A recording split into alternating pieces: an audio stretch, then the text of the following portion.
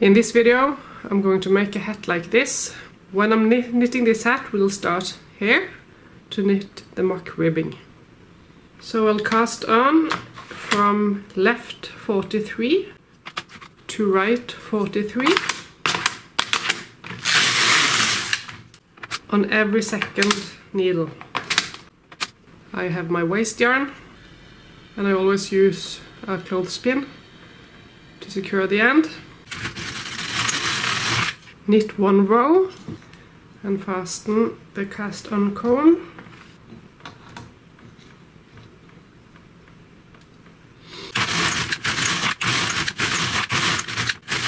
I knit as long as I have yarn left.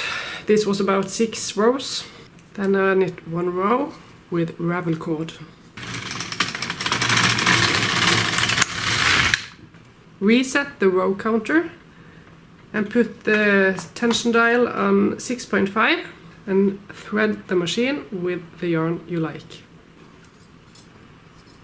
Knit 50 rows.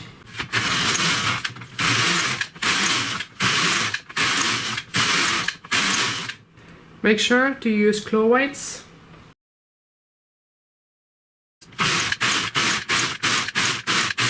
Now I will show you what I do when I'm out of yarn. This is the yarn end. Just holding the yarn end while knitting. When it's about 15 centimeters, I always put the yarn the way the carriage goes, so I remember which way to continue next time. And I have thread the machine with new yarn. I put both ends down, and then I just hold both ends while knitting carefully. And I always do this to prevent hole in the garment.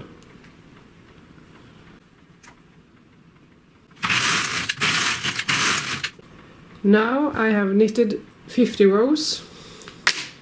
This seems like a lot for mock ribbing, a lot of yarn, a lot of knit for mock ribbing. But this is 50 rows, and this, which don't seem like a lot, this is actually 60 rows. Remove all clothespins and stuff on the machine. And now it's time to fold the mock ribbon. I choose one stitch and then I follow the line from the stitch I've chosen and put this stitch on the needle.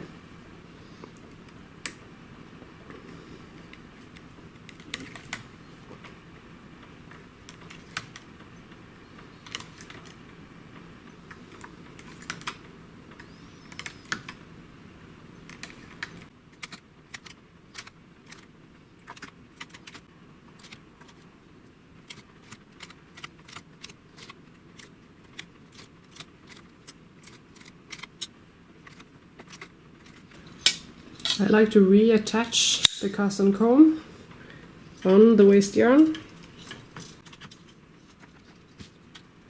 I also like to put all the needles to position B before knitting. I also turn the tension dial back to 5.5 before knitting. Let's reset the row counter and knit one row. Can you see here it skipped 2 stitches? I just need to repair that before we continue.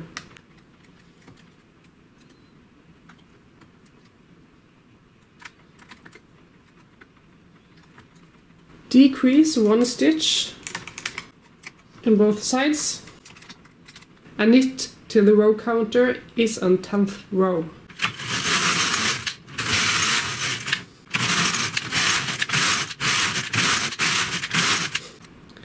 From here on we are going to knit this diamond pattern, and to do that you need not one of these transfer tools but 2.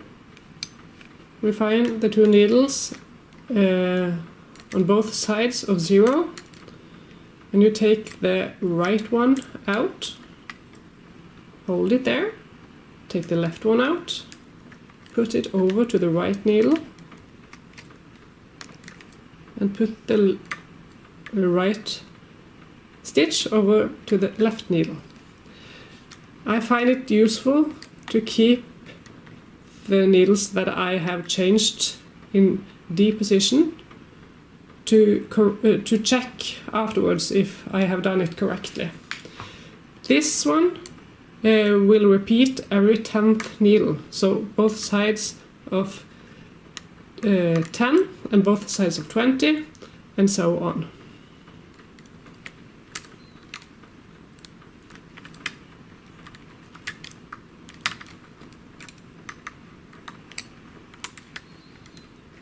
I find it useful to have a lot of weights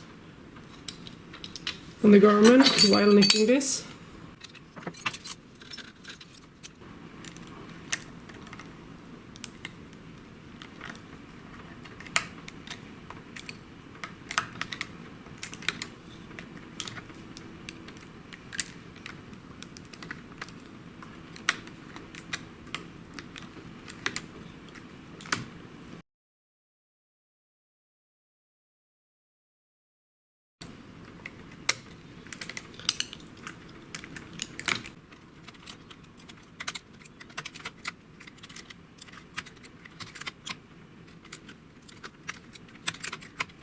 I see that I have only 41 stitches here, not 42 as I said.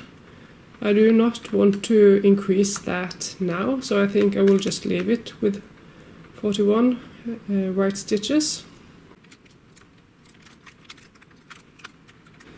But obviously if you have done it correctly, you will have one stitch here in addition to mine. Just remember that from now on. Knit 2 rows. Now we have knitted one of these start stitches or cross stitches or whatever, and we need to continue both of these stitches that we've crossed. One stitch will continue this way and the other stitch will continue this way. And then we have to see what we have done here, because it's easy to see the cross stitch here. This is on both sides of the 0. If we call this a travel stitch, this is the travel stitch, which will go this way, and then this travel stitch always go on the needle first.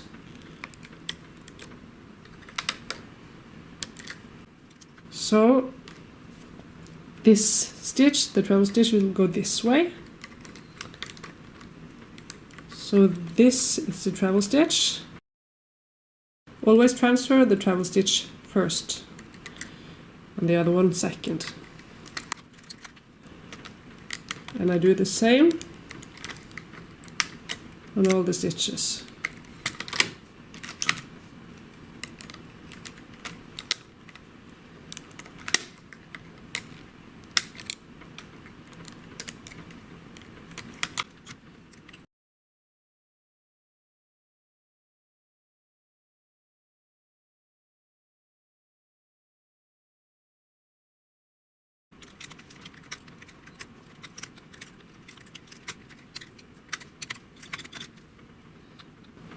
And when I'm uncertain, 2, 4, 6, I just count 2, 4, 6, so that I know that this will be right.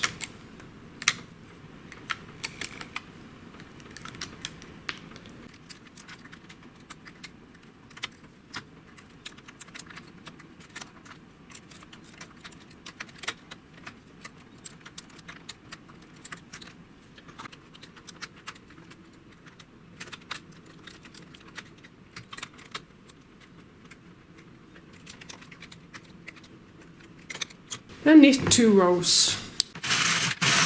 You will see the line going to needle 1, 2. This is needle 2. So this is treble stitch on my right, and the treble stitch always moves first. And I find the same stitch here. This is a treble stitch in my left.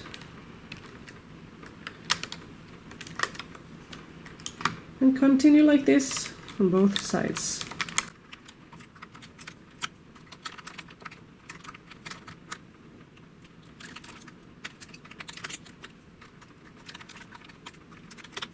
And between each time you have crossed these stitches, you knit 2 rows on the machine. Now we see the V shape is forming. We continue the exact same way, so this is a treble stitch, and we will move this towards each other.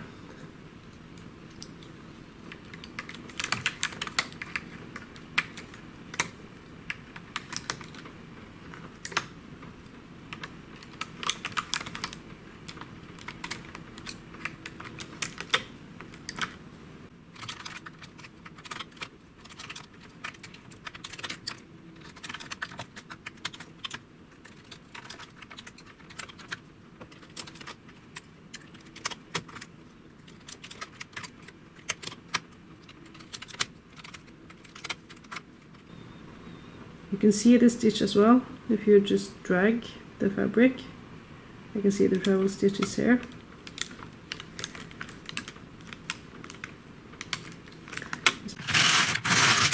Now the stitch will get closer and closer till we get a new crossing like this one in the middle of these diamonds. So this is the last one before we have a new crossing.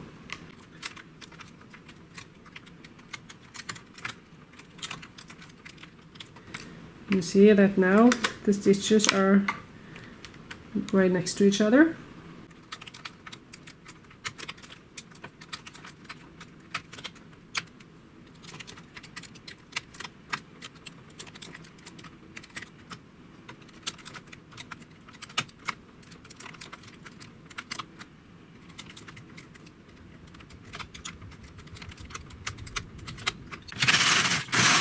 Now we are going to make a new cross stitch like the one we started with, but now they are meeting. You see the treble stitch go over to this needle, the 6th to the right, and I take this on my right hand and take the left one over and make sure that every cross stitch is this way.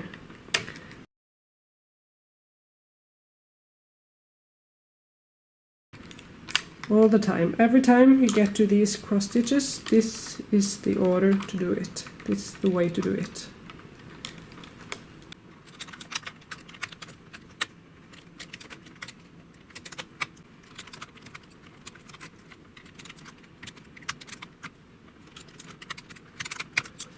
If you mess up and you cross stitch the wrong way, you take the left instead of right first, then these lines will be this line will suddenly be over this line instead of all the directions are the same and the crossing is the same in every direction. Now we have knitted 1 half diamond. You can clearly see the pattern here. And then we will continue just exactly like we did here to make the diamond complete. This hat needs 2 diamonds, so I will show you one on camera and I will do one off camera.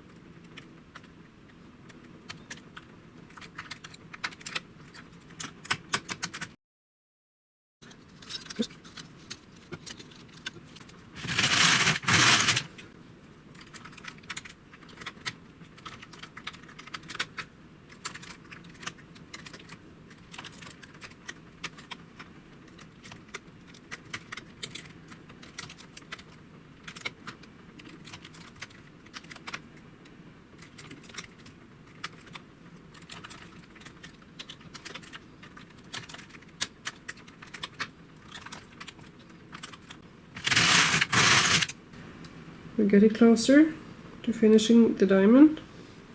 Only 2 rows left.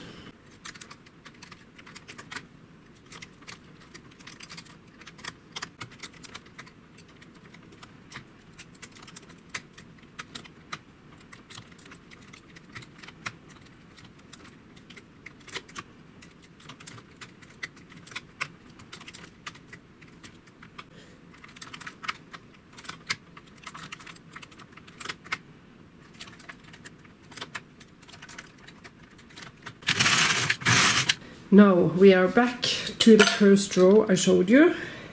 This one cross stitch is back on both sides of 0. So I will show you this cross stitch one last time, and you do the second diamond yourself. 1 needle each side of 0. And you take the left over to the right first, and then you take the right stitch on the left needle second.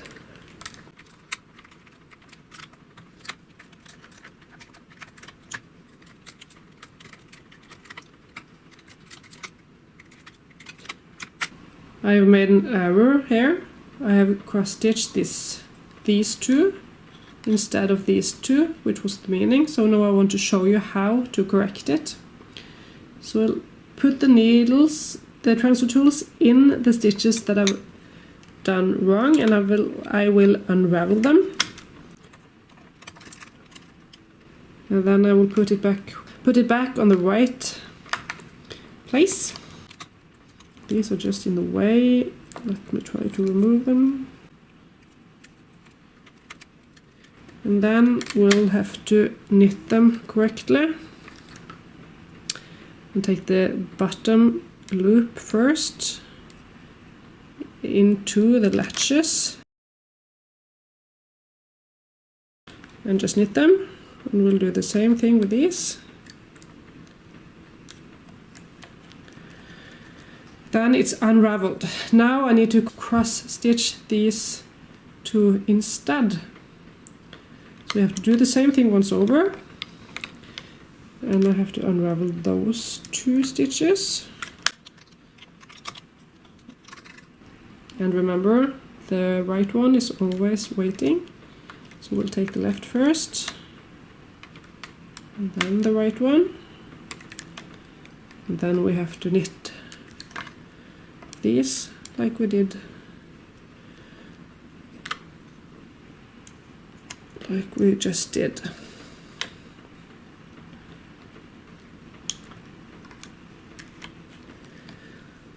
Well, there you go. Now the right stitches are crossed and I can continue. Now I'm finished with my diamonds. I have 1 diamond here and 1 diamond here. You see I've just cross-stitched the last stitches on top, and I'm now at row 50. I will knit until the row counter is on row 58. 2 rows left. Now I will decrease the number of stitches because we are making the top of the hat, and it will be easier to make this top when it's less stitches. So I'll take every other stitch over to the next needle. So we have half amount of stitches in play.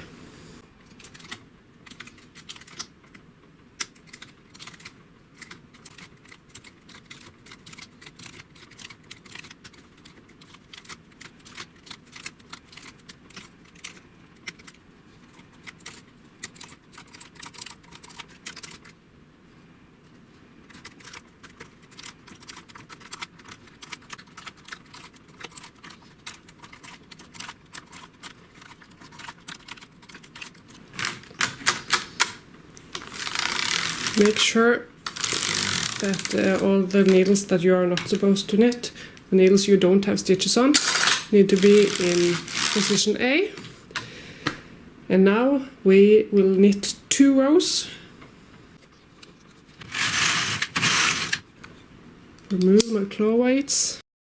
Put all needles in position D.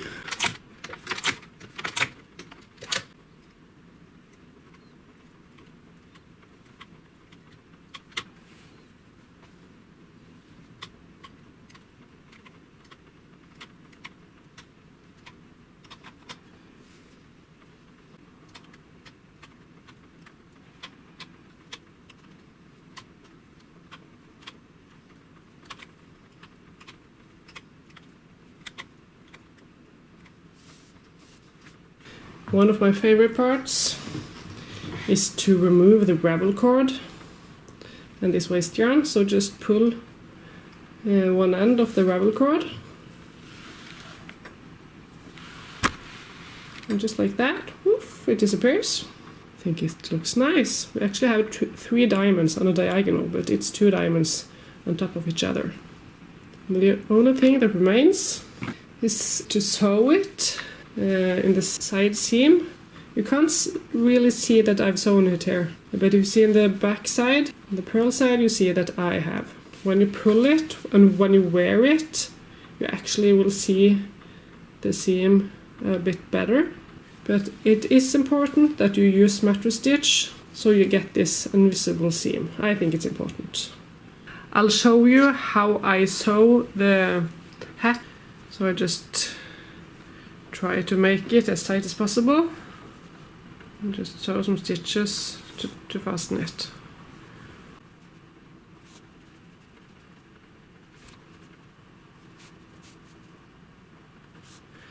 And then I'll start the mattress stitch. I'll find the stitch that comes between 2 stitches in the side. Find the same stitch on the other side.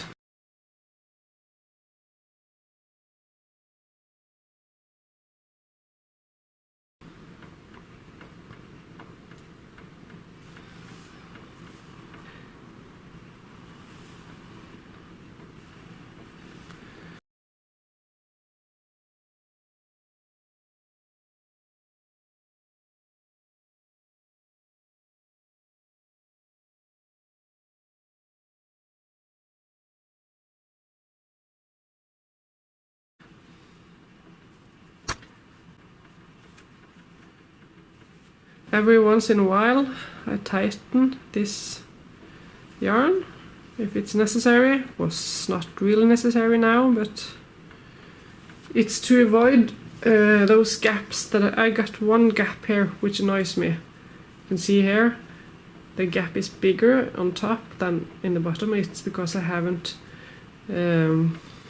pulled that yarn tight enough. So it's important to just do that.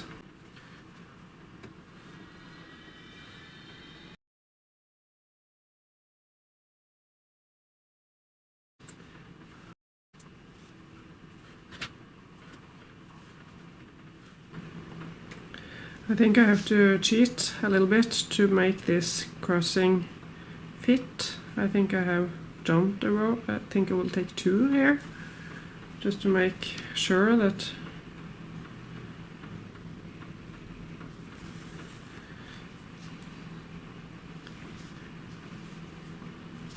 they are correctly sewn together.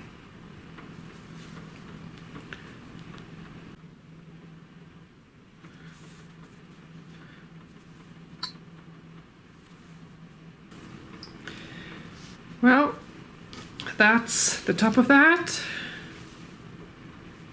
I'm pleased with that. Now it's the mock ribbing. So I take the 1 layer at a time. It's easier to see the stitches here as well.